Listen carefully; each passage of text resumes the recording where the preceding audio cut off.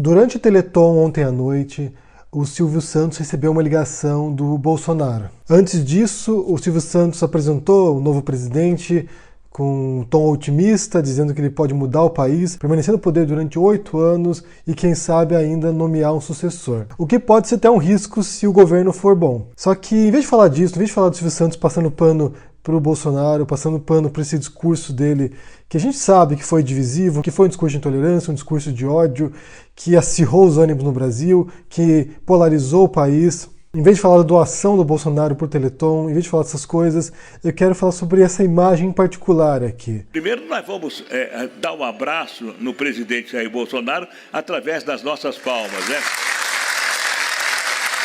Desse homem na plateia, quando o Silvio Santos anuncia que o Bolsonaro vai falar com o programa, que ele se recusa a aplaudir o Bolsonaro. Isso se repete algumas vezes.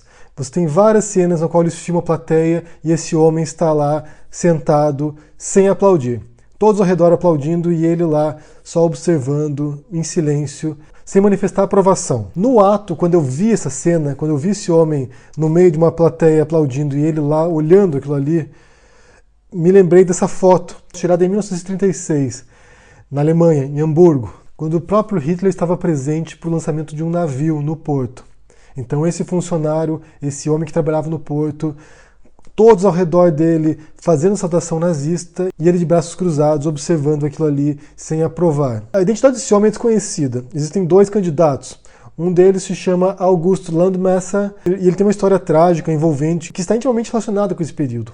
Ele era namorado de uma judia, então eles foram perseguidos, ele foi perseguido, foi preso, foi mandado para a guerra, morreu na guerra e ela foi presa, enviada para o campo de concentração e morta. Então tem uma história vinculada a esse período negro da história da humanidade e eles foram vítimas do nazismo. Por outro lado, também há uma outra história, um outro candidato possível que se chama Gustav Weigert, que não tem uma história tão interessante quanto do Landmesser, mas que era alguém também que era um cristão e que se recusava a fazer a saudação nazista. Ele não aceitava isso. Ele cumprimentava os colegas dele normalmente, né, bom dia, mas não fazia saudação. Então foi alguém que não se envolveu nessa histeria coletiva na Alemanha nazista. Então é importante a gente parar e pensar o que leva alguém, um indivíduo ou várias pessoas a resistirem ao fluxo do tempo, a resistirem àquilo que todos os outros estão fazendo. Porque além de sermos indivíduos, né, pessoas racionais que pensamos e refletimos sobre a realidade, nós somos também, ou acima de tudo, animais coletivos, animais sociais. Então a nossa interação com o mundo e com os outros depende também dos outros, não apenas de nós. Tem um sociólogo chamado Mark Granovetter que estudou esse comportamento das massas e dos limites que as pessoas têm para certos atos. Quantas pessoas nós precisamos ver fazendo uma coisa para que nós também façamos? E nesse caso ele estuda particularmente as revoltas, né? Esse tipo de comportamento destrutivo de massa, mas pode servir para qualquer coisa, para votos, para comportamentos sociais em geral, para violência ou para fazer coisas boas. O que o sociólogo defende é que cada pessoa, cada um de nós temos um limite, temos um limiar de comportamento. Tem aqueles que são os radicais, que são o nível 0, eles são os primeiros a fazerem as coisas. Então, se tiver uma revolta, são os primeiros a jogar uma pedra numa vidraça, a quebrar alguma coisa, a destruir um carro. Tem aqueles que têm o limiar 1, que se ver uma pessoa fazendo também, vão lá e fazem também. Tem pessoas que têm limiar 2, 3, 4, assim por diante. E tem aquele que só fará uma coisa se 100% das pessoas estiverem fazendo também. Se todos estiverem fazendo, essa pessoa vai lá e faz também. Porque assim foi legitimado, foi normatizado por todas as pessoas. É claro que o funcionamento não é tão mecânico assim. Em alguns casos existem fatores que contribuem. Se você tem desconhecidos ao seu redor fazendo, a chance de você fazer é menor. Agora, se tem pessoas próximas, suas, amigos ou parentes, que fazem um comportamento, né, vamos supor um linchamento. Se você vê parentes seus indo linchar uma pessoa, as chances são maiores que você se una a seus parentes e amigos para isso também. É evidente que tem pessoas que, independentemente de todos estarem fazendo, elas jamais vão participar de um movimento coletivo se elas não concordarem com aquilo.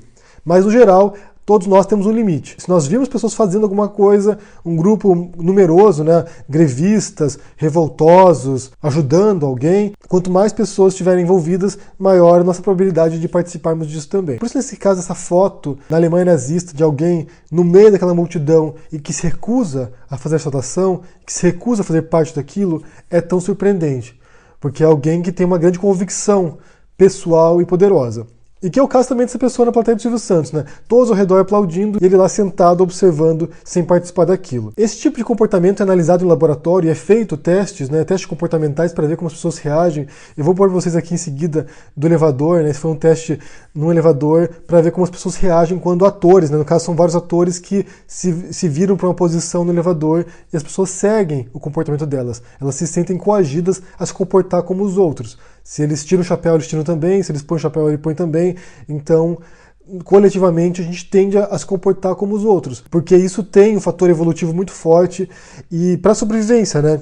Se os outros fazem, também devemos fazer. Em boa parte das comunidades humanas, o bandido é punido, não é aceito esse comportamento, mas se alguém rouba uma loja, você vê alguém saqueando uma loja e mais pessoas participando disso, a tendência é que isso aumente e mais pessoas participem disso também e queiram saquear as lojas. Eu também relacionei esse tipo de comportamento em massa, né, de coletivo, as próprias eleições agora, você viu muitas pessoas que começaram a puxar as demais, e parentes e amigos, e mais pessoas começaram a entrar nessa onda e agora aceitar como legítimo, como natural, um governante com um discurso tão inflamado, tão divisivo. Nesse caso, a resistência vai partir de pessoas que estão observando esse movimento, estão de fora vendo essas pessoas se comportando desse modo e não aceitam isso, e não concordam com isso, e que não vão fazer saudação se elas acham que não é correto. Nesse tipo de circunstâncias, é crucial que tenham pessoas com um limiar de comportamento muito mais alto e que, mesmo observando um grande número de pessoas legitimando algo negativo, algo perigoso, que elas não se envolvam nisso.